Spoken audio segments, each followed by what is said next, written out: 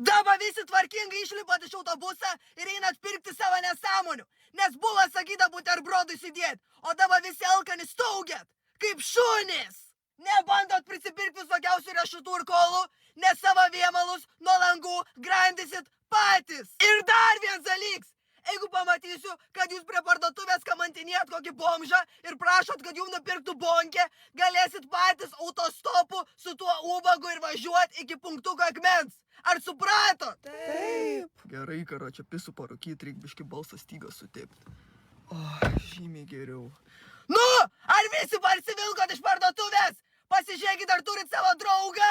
O ką tu čia parsivedai? Čia vietinis bomžas, jis klausė, ar pamestumėm jį iki Kryžkalnio. Snargliai! Ką aš jums sakiau apie bomžus? Jūs kažką sakėte apie bonkės, bet vat šitas be butelio. Bet pachina, lyg būtų išgėręs 5. Nu šiaip aš šiandien tik 4 išlakiau. Lipi iš mano autobusą? Kol aš nepervažiavau